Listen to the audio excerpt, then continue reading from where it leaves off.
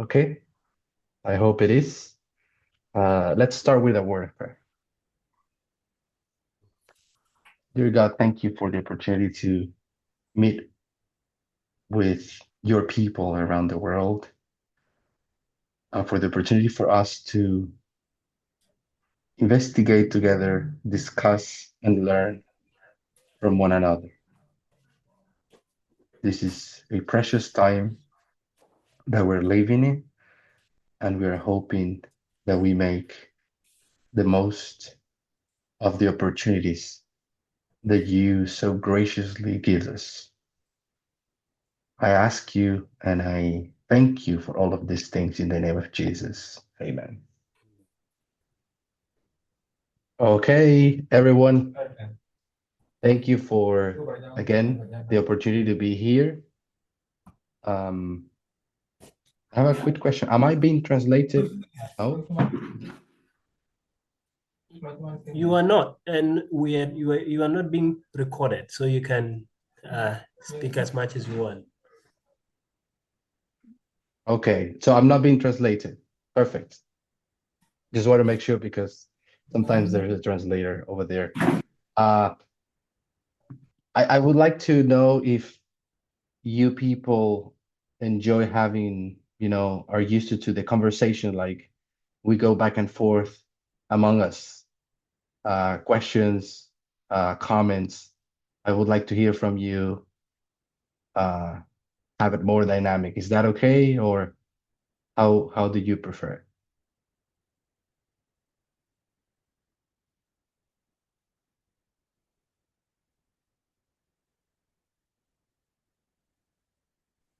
Yeah, it's okay. It's okay. We know we do that.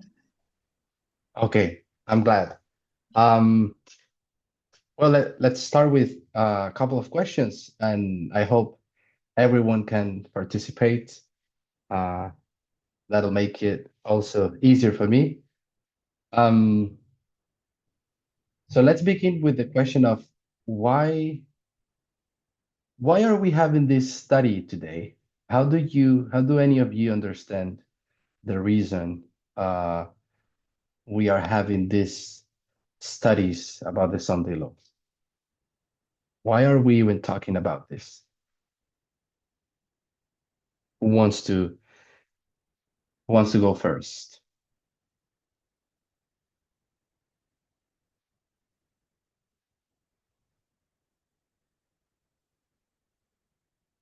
Any comment?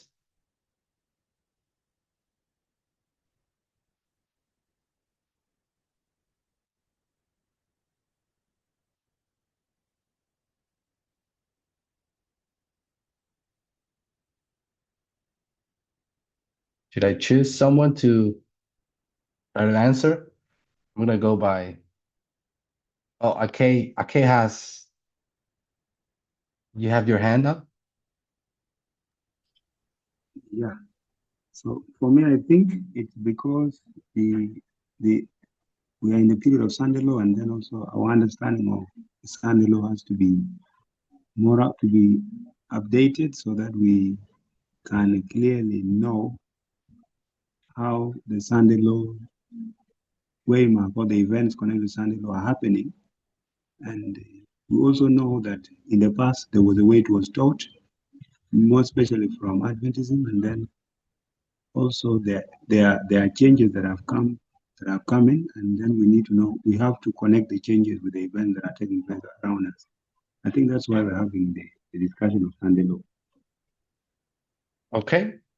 Thank you for that. So we're having a discussion about the Sunday law because we need to understand it better, because in the past it was understood in a different way, and we have new ideas about it, and we need to make sure we are in the same page. That's more or less what I understand what you said, okay? Um, Yet I still have to ask, the Sunday law was about 2 years ago. Um, why are we still talking about it?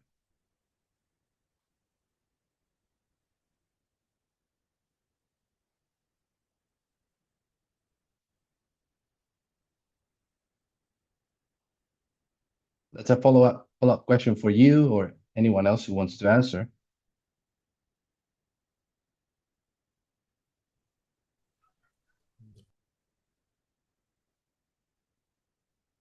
I'm gonna have a go, Philip.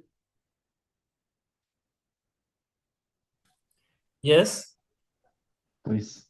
Yeah. So why we're still talking about Sunday law today, and we had it arrived two years ago, is because the message there are three steps in understanding message: the arrival of the message, the increase of knowledge, and formalization of that message. So that we can say Boston, Concord, and Exeter. These tell us that the message has to devolve. That same message has to devolve over time in order for us to fully understand it. So it falls back to the full understanding, or it's like it is swelling to a loud cry, and so it doesn't have to be standing at this at one way mark, and then we continue with the rest of the messages because it is one dispensation. That one dispensation has to be spanned by that same message. And may I ask you, Philip, is there something or several things in particular that you think you don't understand about the Sunday law?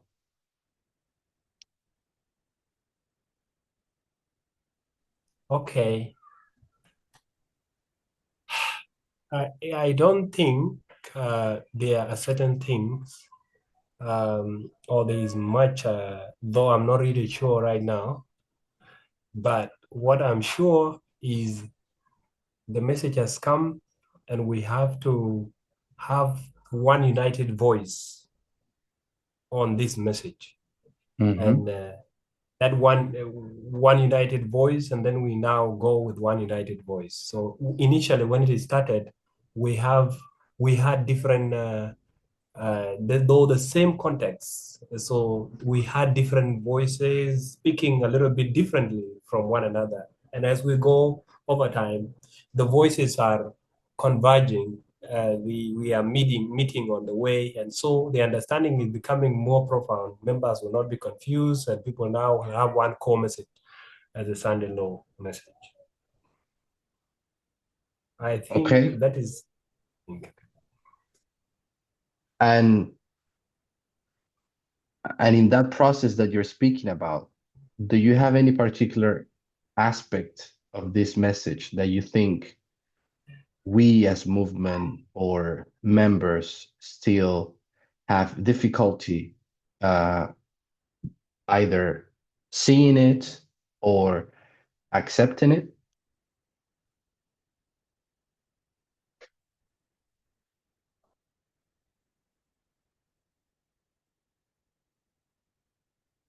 Pedro? There is a little problem with the networks. I don't know whether you're getting me. Now I was able to hear you. Should I repeat? Huh? Should I repeat what I said? I do hear you well. Yeah, you repeat what you said. There is a little problem with our network bandwidth. Okay. According to your understanding of your part of the world and members that you have contact with, do you think there is a particular topic or topics that are yet not being fully understood or accepted about the Sunday law? Okay. Yeah, in part of in South Sudan, we do follow the message as it unfolds, and though many people are not participating online, but people are made aware by few who go online and get the message, and they get to understand the message from the people. So I think we are together with where the world is going, we are understanding the message of Sunday law the same way the world is also understanding the Sunday law. And of course, like others, we need to learn more and more of it. We can't say we are full about anything. Any topic is good to go, and we can that a topic that can help us to grab some concept that is okay. I don't know. I'm So, not sure I've answered you. so I think what you're saying is, for the most part, you do believe that most members in your part of the world are updated and aware. They're aware of the development. So I'm understanding that you're saying there's no particular issues with the Sunday law message. Like everyone has accepted it and understood it for the most part. Of course, there's details that people may still need to either understand a little bit better, but for the most part, you're saying everyone is on the same page, both in understanding and acceptance. Did I summarize well what you said, Philip? Yeah, I think that would be a fair representation of what I said, because talking about the uh, the Sunday law has the message, the detail. Of course, there are always variants and people who have not really gone so into the depth of it. Yeah, and we want to hear from those people who are teaching the message. You would want to hear frequently in order to really um, understand the concept of Sunday law. You can hear it one, two, three, four, and many times in order to be better. Thank you. Thank you for that. Thank you. So does anyone have a different opinion than Philip? Does anyone think that there are aspects of the Sunday law message that are actually not clear for everyone?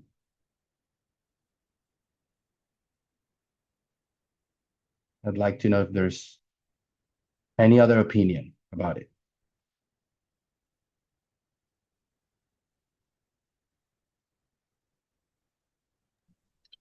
I think it's very hard to like speak for everyone because people have different ways in which they perceive information, and then others are also they are also having challenges here and there. So if people have not come forward to ask their questions, then in most cases we assume that they are maybe satisfied or up to date.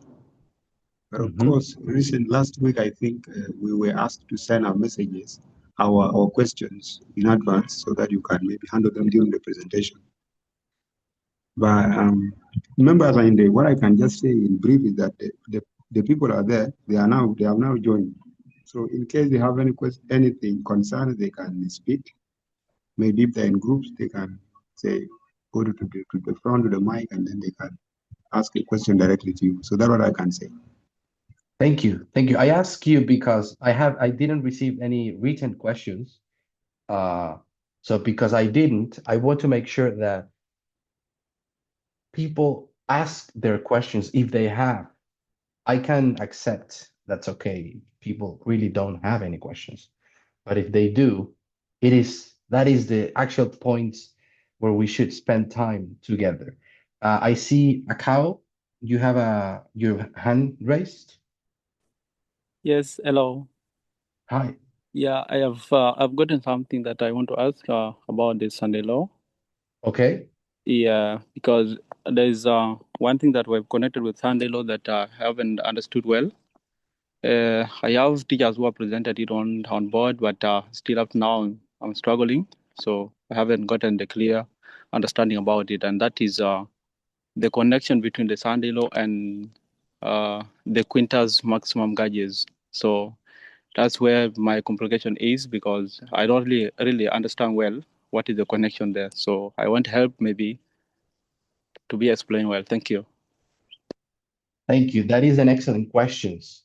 That is a very, very, very excellent question. And I will tell you why I think it is. Not only because I think it is, or because I also asked myself that in the past. I think it's an excellent question because as I've been going through the different regions, I've already gone to some ministries. That was one of the most critical questions I received from some people. Like they really haven't, or at that point, they really hadn't yet connected fully in their minds. What is it about Quintus, Fabius Maximus Gurges, and the Sunday law? It seems like Yeah. we were accepting this message, or we were still trying to understand it, and that Terry was developing her message. At some point, we all know we are here because we received different voices about the Sunday law and different theories. And some of you may know I am one of those divergent theories that were not in the same page as Elder Terry. We also learned during this process that this movement is now opened to questions and invites people when they have a different opinion, and the movement basically experience a process that we never seen before, which is let's sit down, I hear you all, let's try to decide with methodology which is the message that is correct, which aspects need to be corrected, etc. And as we went through that process, at some point I don't know how many of you accept this, but at some point we received the answer, or at least that's what we think. We received the answer. The answer came. We've been talking a lot about Revelation 17, adultery, and the bad woman, and that seems to be the most important aspect of the Sunday law. And now QFMG basically fell behind, but it didn't. We still need to find how does QFMG connects with the understanding that was developed in this process. So thank you for that question. We're definitely going to talk about it. We have Philip with the hand raised. So I was also going to add a question that you're going to fine tune, the question of the voting, like how did the voting become the new sign for the Sunday law? I would like to have you elaborate more on that to find the understanding of it. So I would say, Philip, I think you're saying this because within the name QFMG, the F, Fabius, was said to be about voting. Yes, And definitely. Yes. there has to be a connection there too. So let's say the whole question is, how does QFMG finally is one of the proofs for the Sunday law? I guess one of the questions that I have for you before we dive into that is,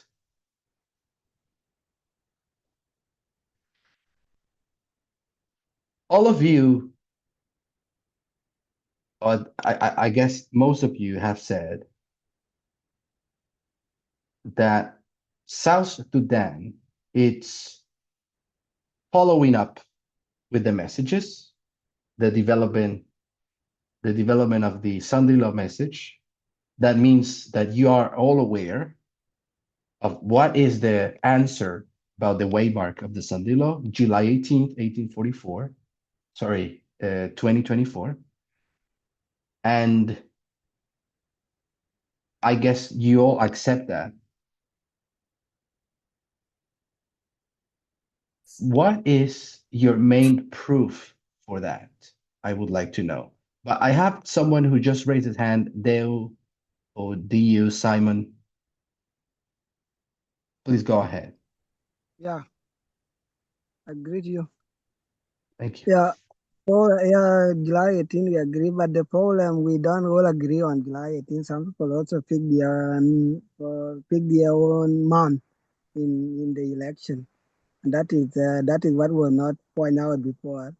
Is that in South Sudan, it does not mean that we are following that we agree on the date of the Sunday law. No. Some people also have the amount that they also pick of the apart from July 18. So that one now we also have to have some clarification. Why do we pick July 18? That's what I was about to also ask about. Because we don't all agree on July 18, and that's why I'm also asking, we need some clarification on July 18. How do we come to July 18? And we know election is having a lot of months. So how do we pick that month to be the month of election, to be the month of the Sunday law? Thank you, Simon. So you're bringing up the attention, bringing up to the fact that there's still people who don't fully understand why it's July 18th, why is not November, why is not December, why is not January, etc. I understood your question correctly.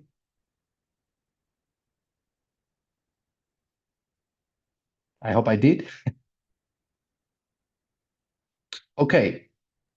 Yes, yeah, and that is what I'm asking. Yeah. Okay.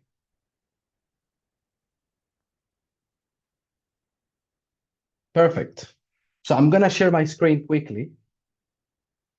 Feel free to interrupt me. I'm going to be looking at my whiteboard, so I might not see sometimes if you raise your hands. But feel free to open your mic and ask the question as I go or add a comment. So let's try to, this is of course what I'm going to do now. It's also the way that I understood things.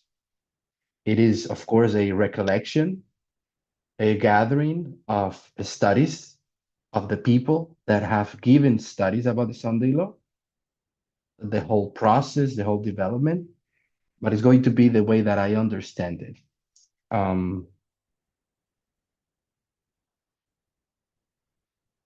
So let's begin with our three questions. So I hope everything is visible now. We have a question about why Sunday law is QFNG. So this is basically a question that tells us we need to review again Quintus Fabius Maximus Gurges and understand properly whether we were given the right answer since the beginning, or what is it that makes QFMG the Sunday law in the first place? Connected to that question is how's actually voting related to the Sunday law? And then I would say connected to that, it's and why it's July? So these are all very important questions and very relevant. I will begin by saying, how did I understood the Sunday law first myself and why I had to correct my own opinion? I won't spend much time on it, but I think it's part of my experience. I went through the experience of having one idea about the Sunday law, and now I understand it is July 18th. How that happened, how I moved from one opinion to the other. That probably may help also some of you see why July 18th is a proper day for the Sunday law and how the methodology was used to arrive to that. Any of you know about what was my opinion about the Sunday law before?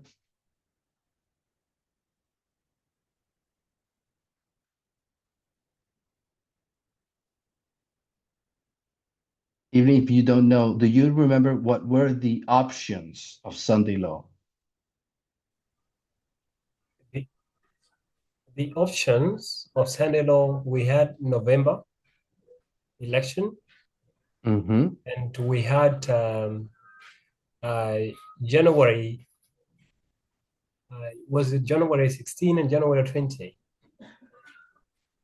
Let's put just the month. That's okay. Yeah, we had January 2025. Yes. So these were And the of course, Mhm. the only Yeah. surviving one, which is July, the one that survived. Yes. Let's say that we had three options, and the three options were put into scrutiny. We stress test. We tested these dates and the story behind those dates. And that made January and November disappear. They were not proper dates for the Sunday law. I was in the past, I was here in January. In fact, I was the first person to arrive to the conclusion of January.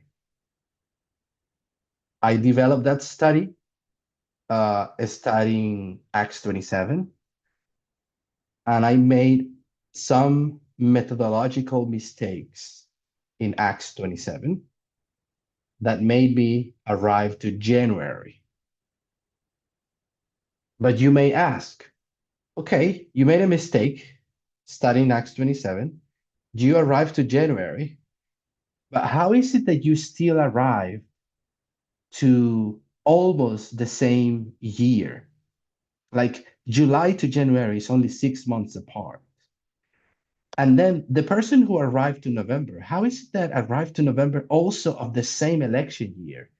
Like, how is it that all these dates ended up not being so far apart? That is interesting because even myself,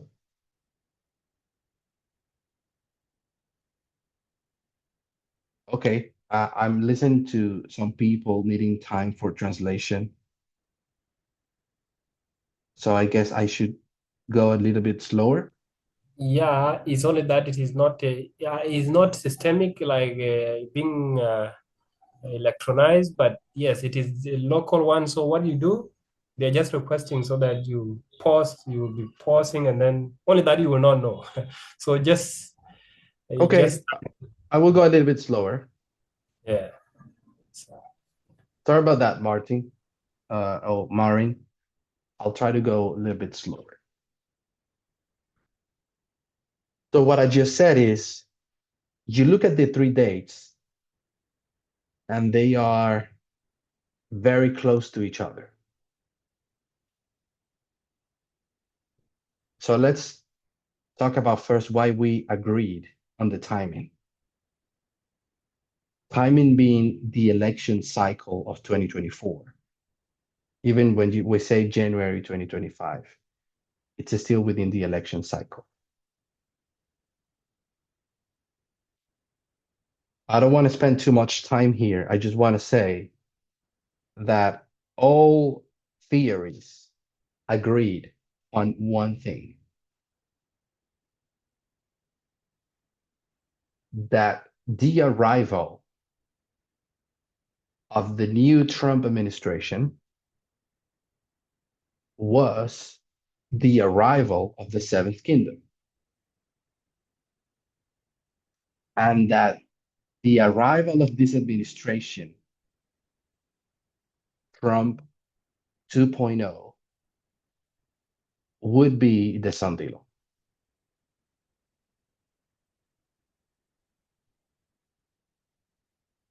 The end of the sixth, the beginning of the seventh, the transition.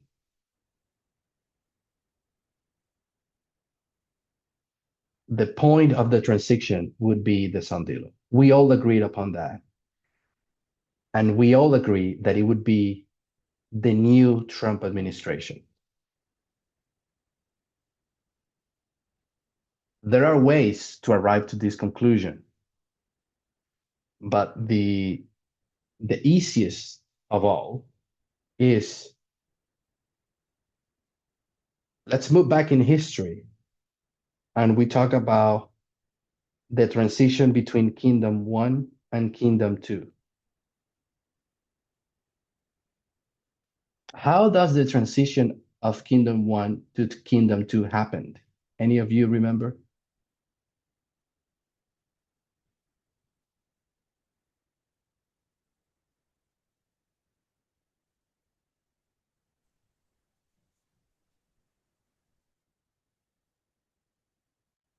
How did Persia conquer Babylon?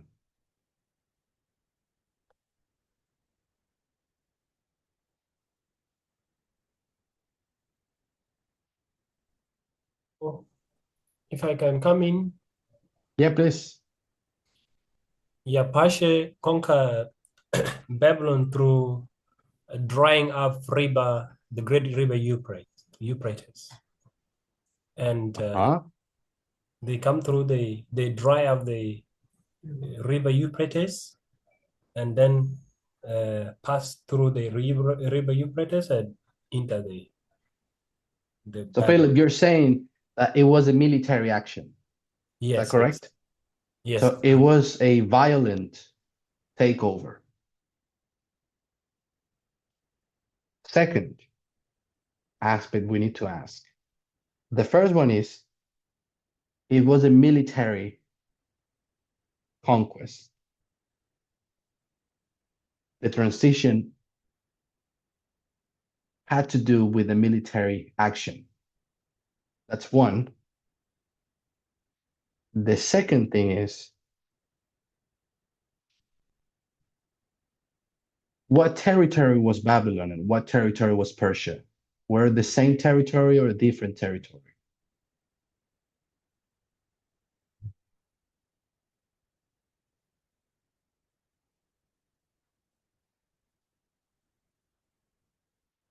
I will answer that one.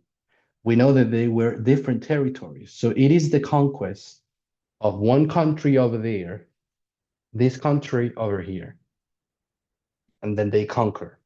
They use a military action. So they are different territories.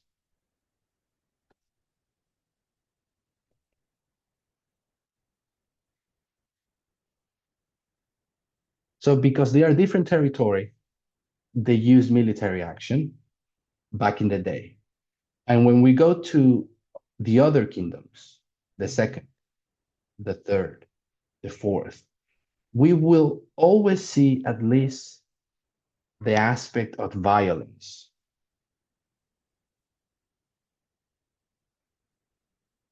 Let's try one example. Imagine, this is just a hypothesis.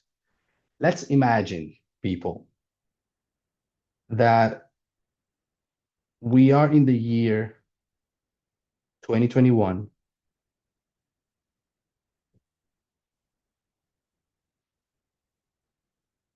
and specifically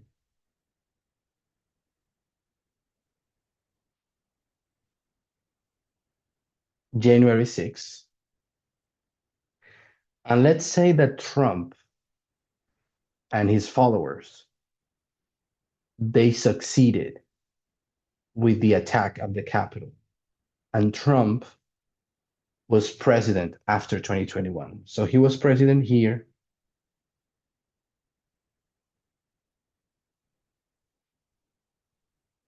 And then he will be president again till 2029. You all know that there was violence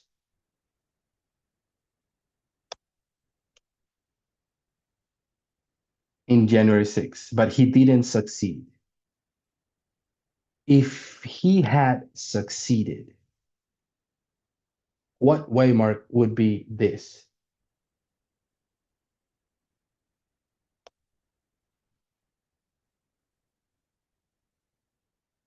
What do you think?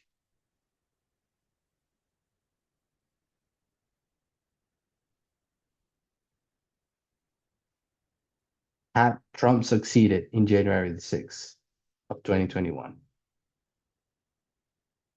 Just say it. Whoever thinks knows the answer. It would have been a Sunday law. That would have been the Sunday law. That would have been the Sunday law, and it would have been violent, like all the other transitions from one kingdom to another, the one that we just talked about. Now, the interesting thing is that it wasn't violent. He tried to make it violent, but he couldn't, because the nation of the United States works differently. If you try it with violence, you're not going to be able to do it. You need to do it in a different way. Philip? Yeah, I just want to I was even that question took me off guard. I don't know how to answer it about January 6, 2021, because when I look at January 6, 2021, we had not even arrived to Paniam yet. So I was going to wonder how it would become a Sunday law when we don't have Paniam. We would have made Panion something else, something before, whatever that is. If he had succeeded, that would have been the Sunday law. I'm sure we would have found a way to make it, to find Panium somewhere else. But this is the issue with hypothesis, that we enter into paradoxes that we don't know how to answer. So this is just a hypothesis. It's completely theoretical. So it's not true. It didn't happen. It was never going to happen. But if you understand the very nature of the waymark panium, which is agitation, the nature of the agitation tells you that the issue was agitated, yet not complete. Oh, sorry, I put 2021. So that tells you that in 2024, 2025, the agitation was going to happen again. But this time it's going to be able to break whatever needed to be broken. But this is all theory. And what I want to highlight from this exercise that we just did is that the sixth kingdom of Bible prophecy, because you all know that 2021 falls right here, small, before the sun dealing. That tells us that the sixth kingdom cannot experience a transfer of power unless through legal elections.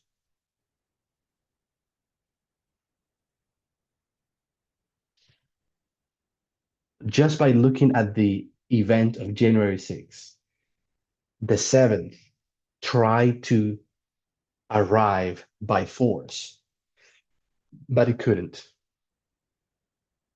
It wasn't enough.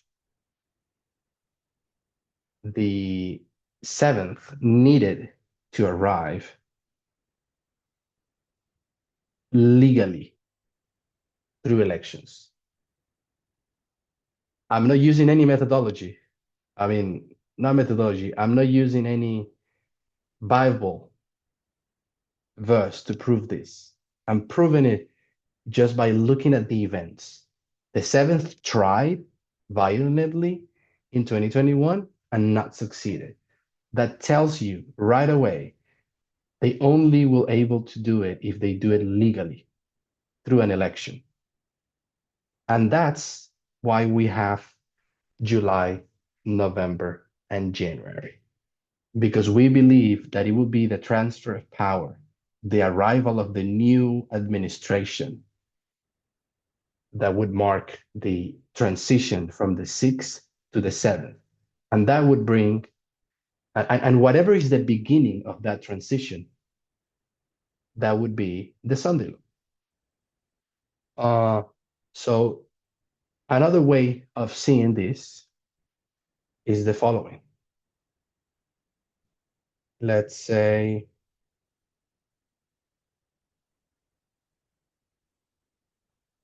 sorry, you need to,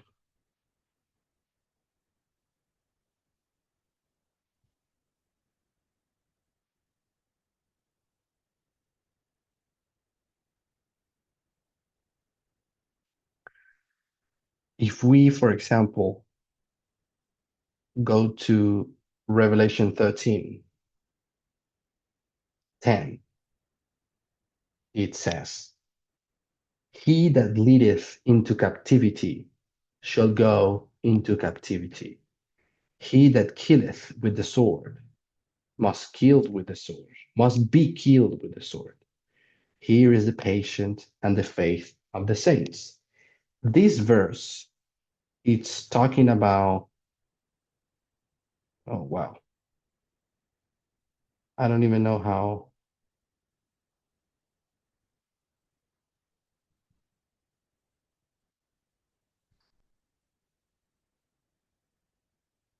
I'm sorry that I don't even know how to control my own device. I'm gonna have to close it. Hello, Pedro. Can I say something? Yes, please. Yeah, you made an important point here about July, November, and January. And I think I have understood you. It means that July, November, and January, they are actually talking about the same thing. So first of all, July is there is the RNC, then the November is elections, then January 20 is the swearing in of the new president. So all of them are talking about the coming in of the seventh kingdom.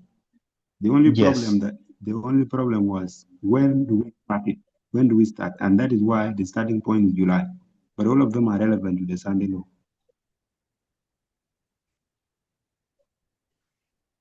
exactly. Do you have a question or that was a comment? No, I just wanted to hear from you whether the way I'm seeing it is the way you wanted it to be seen, because I've just realized that they were all correct, just that the problem was which is the starting point, I think. And maybe the understanding of Sunday law was a bit limited by that time.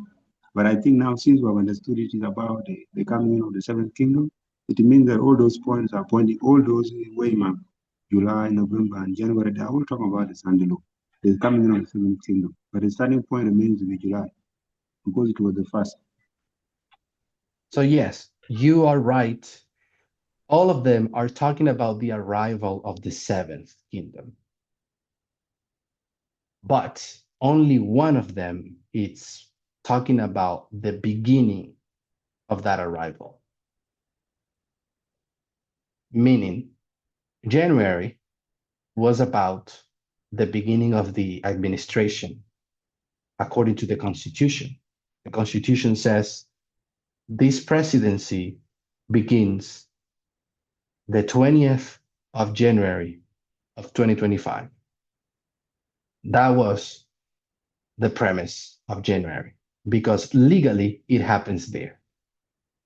Then November would say, no, it's not when it begins legally, it's when it is elected legally. And it was elected in November 5th. But then July says, no, it's not even there. It's when Trump became legally the Republican candidate. So you see that they're all talking about the arrival of this new kingdom, but they all three use very different ways to prove when is the arrival. And it is in the difference not in the similarity. The similarity is what you spoke about. They're all talking about the new administration that will arrive with Trump. But when you go to the detail, they each have something very different that will change the story completely. And that's what we're going to try to do. So, I read the verse that who kills with the sword must be killed with the sword. Do you all remember that that is talking about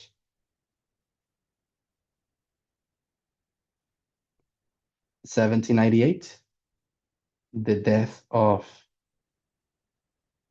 the fifth kingdom? And it is saying, because the fifth kingdom survived, existed through killing with the sword and taking into captivity, the same way that this kingdom remain in power is the same way that the kingdom shall be taken out of power. That is what Revelation 13:10 is saying. That's what I wanted to bring when I brought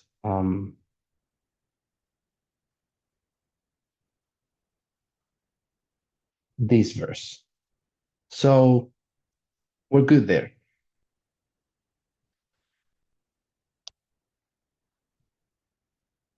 That is why in 1798, the Pope was taken into captivity, and then he died. And that all was done with the sword, military power. Why? Because that was the way that the papacy survived. The papacy survived through that. Make sense?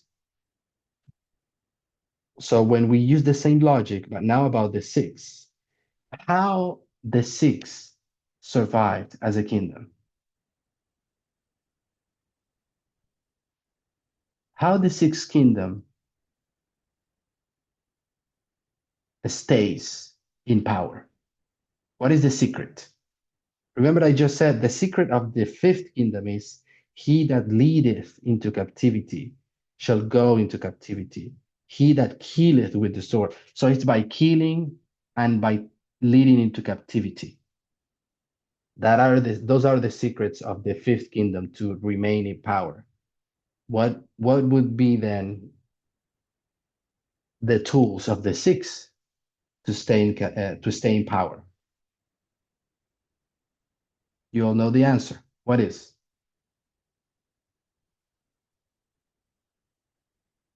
Elections. Through elections. This is the first kingdom in Bible prophecy that stays in power through elections. All of the other were monarchies: Babylon, Persia, Greece, etc.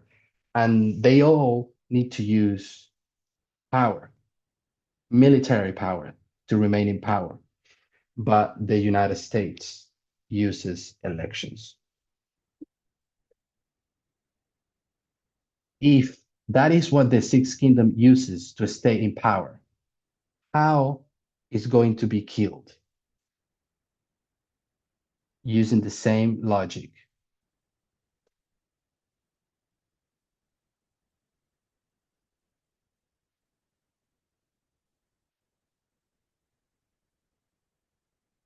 Through an election, Nathan is saying.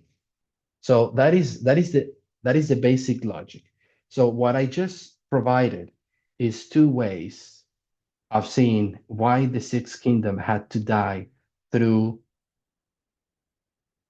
this question here. Why voting is related. Voting is related because that's how the sixth kingdom stays in power, through elections every 4 years. therefore is going to be killed with elections.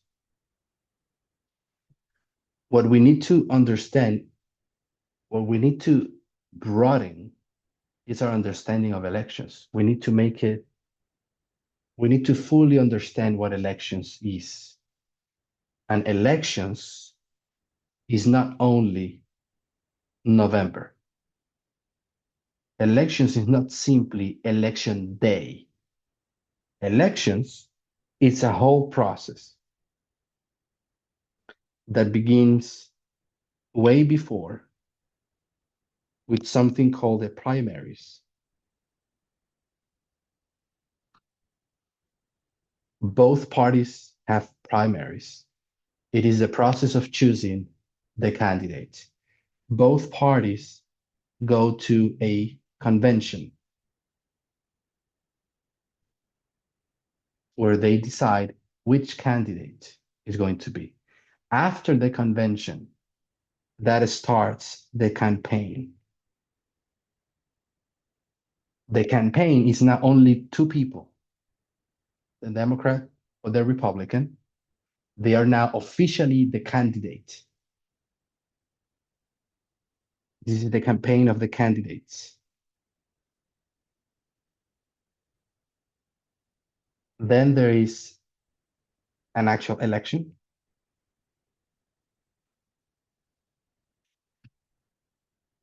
And then there is an inauguration.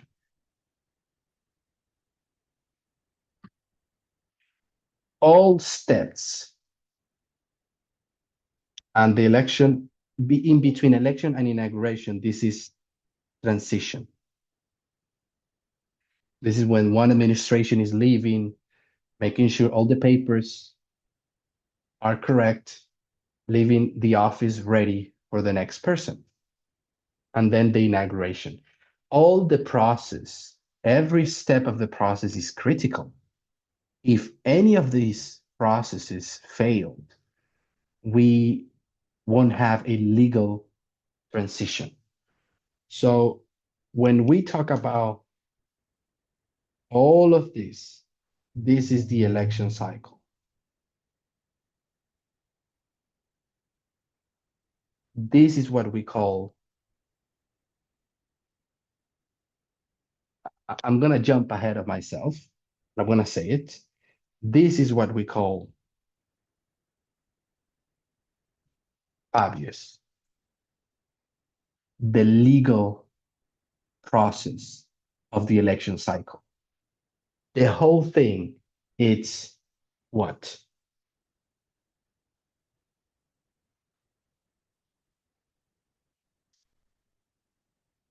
That is democracy. Obvious is the right to vote. And vote is not only the election. Vote is something that begins with the primaries, goes through the convention when you elect the candidates, allows a campaign to happen, have an election, the transition has to be peaceful, and the inauguration needs to happen. And when you have all of these things, you would say, well, that is a democratic transfer of power from one administration to the other. And that is Fabius. I'm jumping ahead of myself, but this is why all of you understand that it's not simply about voting. It's not simply one day where people went out to vote. There's a whole thing that needs to happen before, during, and after the voting. Anyone has a question or a comment, or we're good?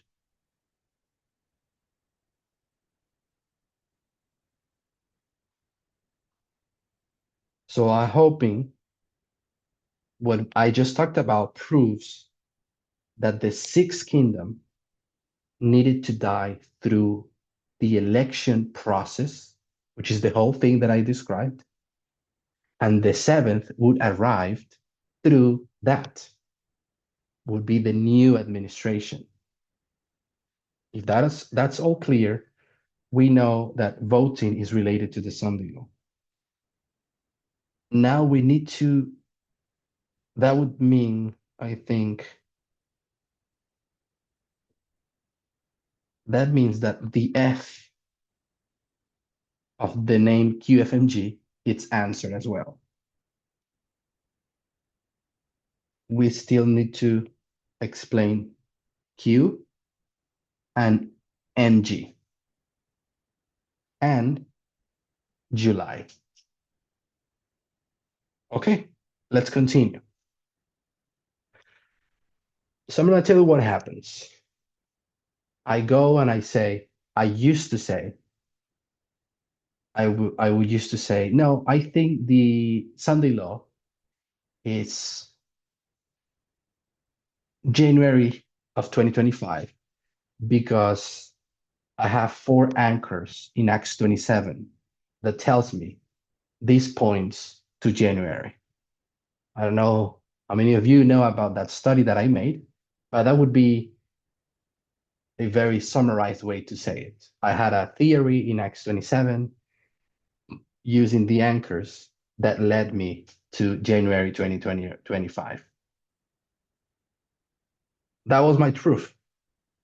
That's it.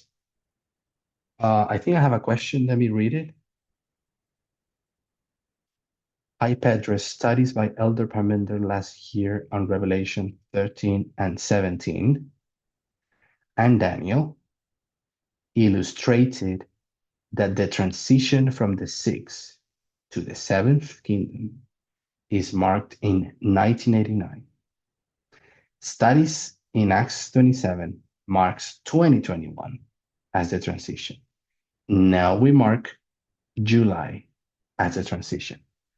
How is the transition of July 18th or Sunday law different to the previous two? So, Kate, thank you for that question. I'm going to try to answer the ones that I have here. And if we have time, I'm going to give you my thoughts on the other two. So I hope I don't forget if any issue, you just ping again. So I was saying, I used to prove wrongly using Acts 27 that January of 2025 would be the Sunday law. So I had Acts 27. And that would give me January 2025. But Elder Terry would say she also had Acts Pedro. 20. Pedro, Yes, please go ahead. I'm sorry. I was looking for this. I don't know what you call it. To raise my hand, but I didn't find it on my phone. I'm supposed to raise my hand first. Uh-huh. This is Andrew. So before you continue, can you answer the small question about the election, the one we just explained? Mm-hmm. So we have an election before. Donald Trump have an election before in 2016? Mm-hmm. Trump? Yeah, Trump. So why do we mark the one of 2024 or 2025 as the beginning of the Seventh Kingdom? And we know Donald Trump has the election before. Why do we mark the last one, not the first one, not the past election? Thank you. That's a good question. And it's fair to ask why that one. I'm gonna give you a very short answer without proving it. But I think you would agree that 2016, Trump was, even though he was a very particular candidate, he has not yet proved to be a dictator, to put it simply. He was just a person with some crazy ideas or crazy way to talk, but just a president. That's one thing. Second, he was still restrained, not only by people around him, himself. He was also contained. He didn't do all the things that he thought he would or that he wanted. And when Trump faced the imminent ending of his presidency in 2021, he proved to the whole world that he was willing to stay in power, even illegally, through force. And that is the Capitol riot. So this is the moment when the mask of the dictator was taken off. He is now showing himself for what he really is, but he was restrained. So that's why we know, even though he wanted to start what we would call the Sunday Law in 2021, he wanted to stay in power through any means necessary. He was prevented. So this makes us say that, yes, 2016 was probably one of the last actions of the Sixth Kingdom, the whole election, 2016 to 2021. But it was still alive. But the actions of Trump in the Capitol riots of January tells us prophetically and historically, and everyone knew this, if this person comes back, this is going to be the end, because we already know what he's capable of. So that's why the second time he comes back, it's more serious than the first one. In the first one, he wasn't known what he was capable of. But when he attacked the Capitol, then we know what he's capable. So when he comes back, that would be the full destruction of the Sixth Kingdom foundations. Now this is a new kingdom. I'm going to try to prove it now, but I hope that at least gives you an idea of why it cannot be 16. It wasn't complete. It's not simply the person Trump. It's when you know exactly who he is. And we know who he is because of all the things he did, especially the final thing that he did, which is January 6th. So coming back to where I was, I had Acts 27, and I was saying, Acts 27 tells me that it is January 2025. But then Terry would say, I also have Acts 27, and the study that comes from Acts 27 is 273, and that is QFNG.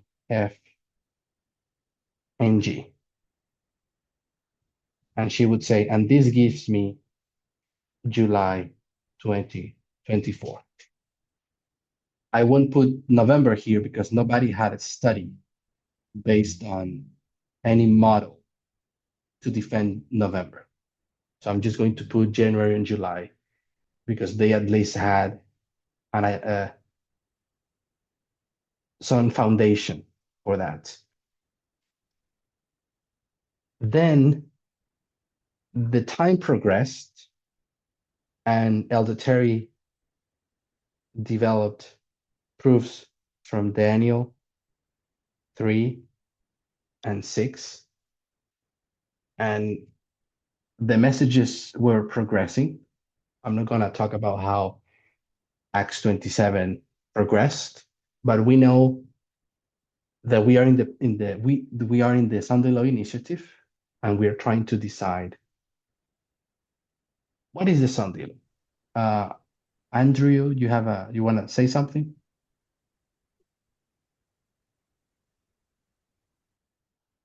I saw your mic open. I thought you wanted to say something. No, sorry. It's okay. So I'm trying to tell you all that we are in this situation where, well, there's two theories. How do we decide which one is correct? They seem all very similar. They're all talking about the 2024 election cycle and the arrival of Trump again, the second time, which is a more serious, and we need to decide which one is. And I would say that what happened next, it's basically someone saying, no, we're not going to use Pyrus 273 QFMG to prove July. No, we're not going to use Acts 27 to prove January. If we're going to have a date for the Sunday law, we need to have a proof in the Bible and not anywhere in the Bible. Acts 27 is not valid. QFMG is not valid. We need to find it in the books of Daniel and Revelation. That would be the proper way. And if we prove it with Daniel and Revelation, maybe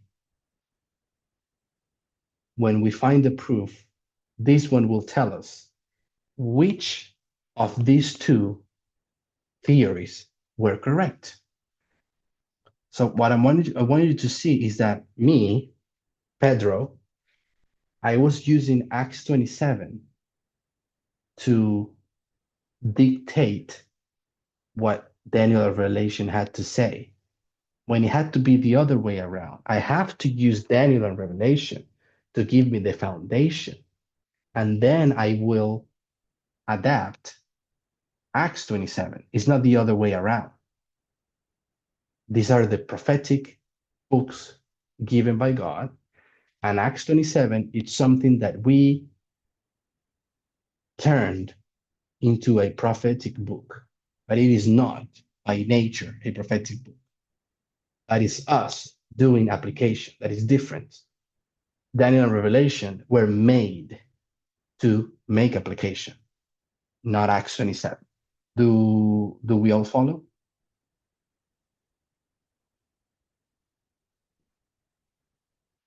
So probably we should have a small stop at this point so that we don't go over an hour, and we can decide whether we can have one more study. I'm sorry that I have to stop like this. I just don't want to go over time. I want to make a very quick summary of what we did. We're trying to discuss why the Sunday law is QFMG, why is it related to voting, and why it is July. I hope that we proved that the United States can only experience a transfer from the 6 to the 7 with an election. We understood that an election is a whole process, like the one described in here. And now we're talking about how we cannot use simply Acts 27 or the story of Pyrrhus to arrive to the date of the Sunday law. We need to use Daniel and Revelation. And that's why we need to go to Revelation 17. People talked about Revelation 13, the dragon and the lamb. People would talk about other chapters in Daniel and Revelation, like Daniel 11, entering the glorious land. But it became clear with time that Revelation 17 had all the components necessary to give us enough proof about the beginning of the Sunday. So that was a quick summary that I wanted to make. I think we need to stop now so the video doesn't become too long. And then if we can have more time, let me know. If not, we can stop. Okay. Oh, thank you, Pedro. Hello. Yes, Yeah. I So, hear you. because I hope you have covered a lot, and I think there's some other thing that are not covered. So we also would like to know if you can come in. We give you a second presentation. Yeah, Uh, not today. not today. Okay. No, I'm asking, can it be today? Yes, I am meaning just we take a break and then we come back so that we come and exhaust Okay, how long the would be the break? I would say 10 minutes. 10 minutes. Okay, perfect. Yes, 10 minutes from now. Yeah, Thank you. yeah. Thank you so much. Okay. So everyone, we are coming back in 10-minute times. It is now 23, so we are coming in 34. We are coming in 34, 4:34. All right. Thank you. Let me stop.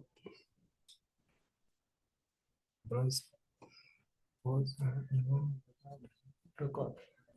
We stop. Stopping the record. Anyway, page we want to. Yeah.